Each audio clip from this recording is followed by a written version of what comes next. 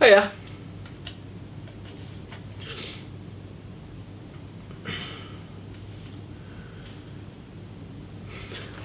I'm just reading Can't Pay, Won't Pay. It's one of Dario Fo's Italian comedies from the 1970s. It's good. It's good.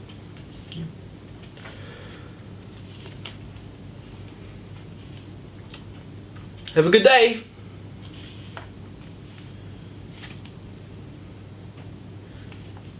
Sorry, what are we doing?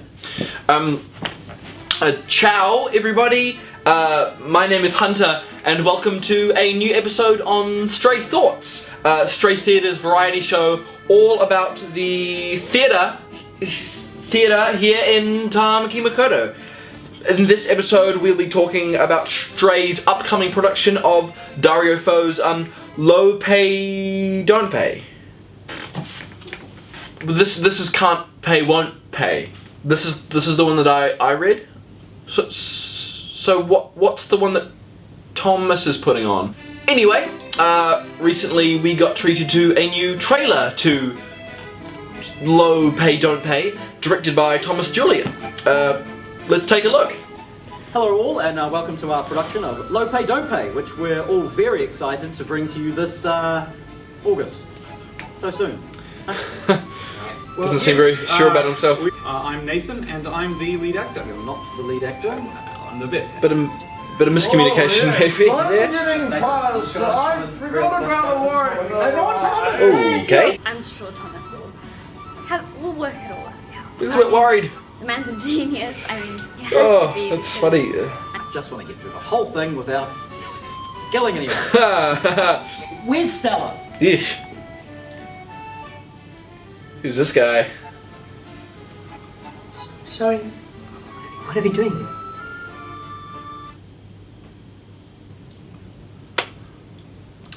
So they're not doing the original show, and now whatever this is. I'm sorry. I think I might be just missing the bit or something. So in my usual desire to get in on someone else's bit, I will be conducting a little interview with Thomas Julyan, the director, and a couple of the cast members of Low Pay, Don't Pay. Should we just cut to that? I don't know anymore. Hi, I'm back, but this time with the director and a couple of cast members of Low Pay, Don't Pay. Would you guys like to introduce yourselves, going along the line? Sure. I'm Thomas, I'm the director. Hi, I'm Galina, I play Margarita. Hi, I'm Kiki, I play Stella. It's very nice for you all to let me sit on your rehearsal today and stay behind to pick your brains about this show. Just wanted to ask you a question first. How did you come to discover Low Pay, Don't Pay? And what was your, if you can remember, and what was your motivation with bringing it to Stray? Yeah, well, I actually did the play in the year 2018. I performed in it for high school drama. It was part of my curriculum for my drama class. And we studied it under Can't Pay, Won't Pay, which was the original title that Dario Fo wrote under. And I performed Giovanni in it. And so I kind of had to study it back to front. And then I sort of sat on it. You know, I'd done it. And I was like, that's a play. It was fun to do. And there were things that we could have done, things we didn't do. But it was, you know, one of those, it was a season. It was great fun. And I didn't think about it for 4 years. And then up comes the Contemporary Producer Bill submission. We'd like to hear from students around, submit a play.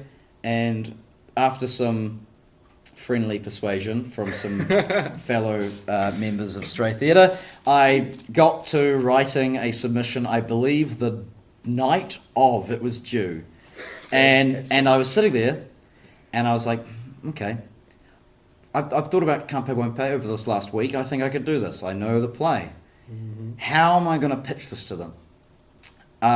So what I wrote actually wasn't what I intended for the play initially. So what I actually ended up writing was this thing about a slipshod play where things are sort of falling apart, but it wasn't I hadn't even thought of adding 3 new characters to the play. So the original did not have Stella, and the 2 other crew members that we have in the play. I see. It was just the 5 cast members. So that's the huge narrative we've added, is we've gotten those crew members to show that we're putting on a show within a show. We're taking, huge amounts of inspiration from the Those play. characters are the stage managers within the world of Yeah, the play. yeah, for example. So, like, Kiki's, or Stella's contemporary, Thatch, played by Purtis, is the stage manager in our world, as it were.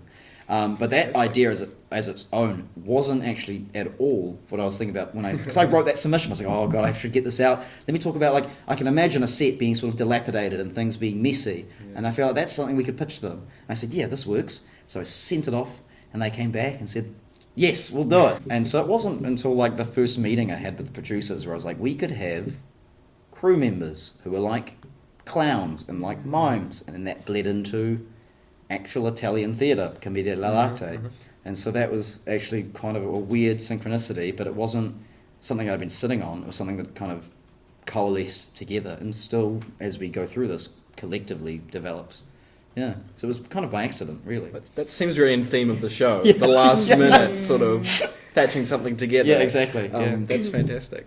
And when it comes to that, as probably a lot of people have seen the trailer, which dropped yesterday. I saw it late at night. Hilarious. I had a good chuckle. Seems like the process hasn't been going too well. A few issues with actor relationships.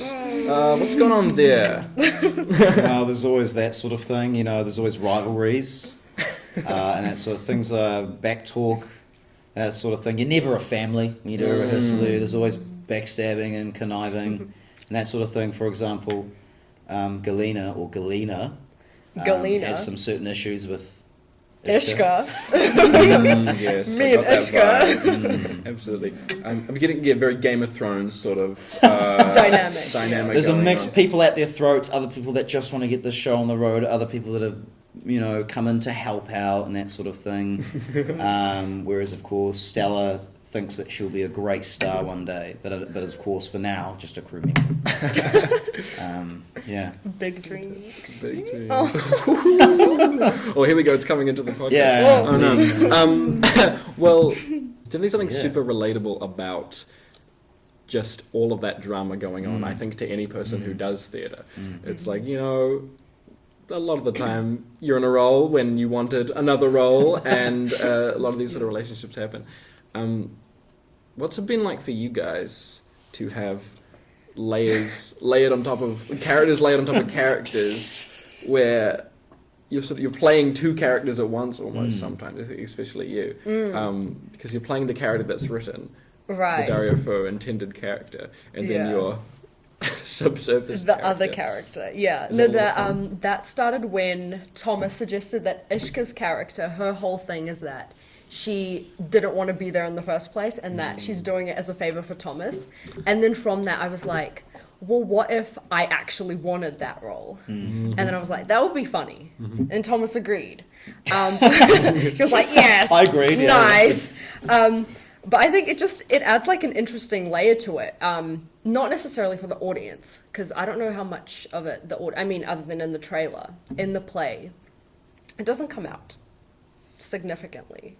Not that specifically, but it's more that it lets you have an objective, eh? It Yeah, lets you know for where myself. you're coming Right, from. right. If you're going to have those little moments, like even the one where you get, Is that a spoiler? Yeah. Oh, it's a spoiler. No Can you spoiler. mime it out? Yeah. It's sort of, for myself, when I'm saying my lines, there's just something in the background where it's like, this is my actual dynamic with this actress right here. And like, yeah, we're doing something else, but in several instances, it does kind of come out. And it is mostly for myself, but it just makes it funny. It makes it funny. And to everyone who has seen the trailer already, they might pick up on it if they see something in the play. They'll be like, oh, right, that kind of makes sense. One of the things I loved watching in your guys' process was especially that opening scene with just the chaos of where's this person and something about colorblindness and I don't know what was going on. Yeah, Plenty of Sax and Michael thrown and around. Amber, the bathroom. bathroom. It's just that kind of thing that, like, when you have the audience and they're reacting to it, it'll blow it up so much because I'm a sucker for an audience not quite knowing how to react, and I think They're confused. That's a lot of fun.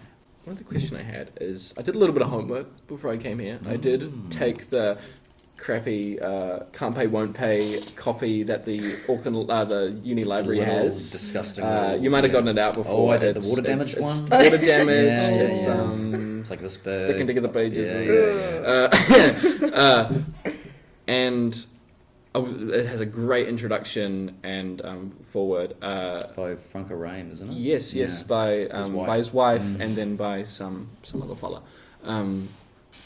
It's so much about the context within which he was writing of mid to late 20th century Italy and all the political turmoil in that. How much are you guys breaking away from that historical context and sort of definitely more of a directed question? Hey?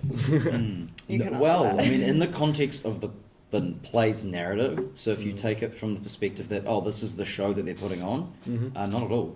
It's still set in 1970s Milan, and that's that's where Dario Fo's Campo Wompe was set, and so the idea is to emulate 1970s, and I think that was quite important, as I initially dabbled with the idea of actually contextualizing it to Auckland, but I thought that would be too confusing with more than one narrative. I think it's better to show an audience that you're putting on something that is separate from the reality. So they're putting on a show that's set in Italy in the 1970s rather than they're putting on a show that's set now and things go wrong. It's a weird thing to sell. And so having them almost, and that's what makes Play Goes Wrong so effective, is that they put on things wildly disconnected from reality and things that are cliche. And so their two largest productions were The Play That Goes Wrong, which was a murder mystery. And you can imagine how many things you can ruin with things going wrong in a murder mystery. And then they did Peter Pan. And that's a fantasy children's... That was a funny one. Yeah, and so, it was a great production.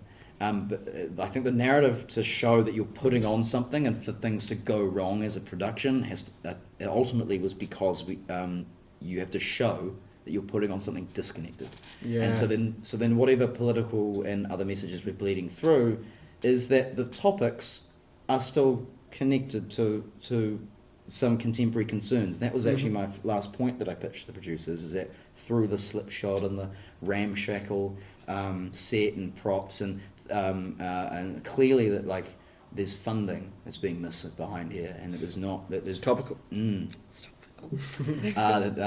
that there's not money isn't getting where it's supposed to be, and that could be, and it timed itself very well during the Arts Council budget release, which was, needless to say, subpar. I think we can all agree. And so that is what it turned into, is that we could have a commentary that also talks about, in the narrative, the rise of cost of goods, cost of living, development and mortgaging and loans and credit, and how, as of recent times, economically most countries haven't predicted a secure economy for the next 10 years, on top of rising prices in groceries, which happens to be somewhat very sucky, very topical and important to the play. Yes, and then on top of all that, we've managed to frame a play that, to our narrative, didn't get enough money out of their arts budget grant. And so it's sort of, we've managed to hit all these three or four different things, and then and the best part is we're able to frame them in two entirely different narratives. Hey! Were we even filming? Oh, we might. Oh, were we? Oh, I thought you turned the camera on. well, that was your job. I thought you... That was your job, mate. Oh, I asked one of you guys to do it. Was it you? I have no idea. Oh. I mean, I've got to go. Hello? You've got to... Yeah, I got to go. Yeah, it's actually getting kind of late. It's kind of late. Oh, no, Yeah. can we stay for another minute? I think I've just got a couple more Well, questions. look, it's a bit late, and Yeah. I mean, if you weren't recording, then We can start again. No, I sorry. really gotta go. We're busy rehearsals and that sort of thing. Rehearsals. Look, hey, this was great. It's what, 9:30? Yeah, look, I got things, directors. You know the thing. Look, I'll see you later. All right. Cool.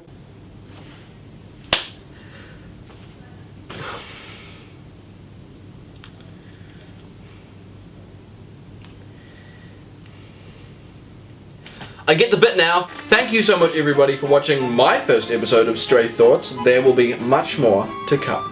Wait, while you're on your phone, go onto the Stray Theatre Linktree, where you can buy your tickets for Low Pay Don't Pay on at Pitt Street Theatre between August 9th and 12th. Get those tickets. Hey, treat yourself. Treat yourself. Have a good day.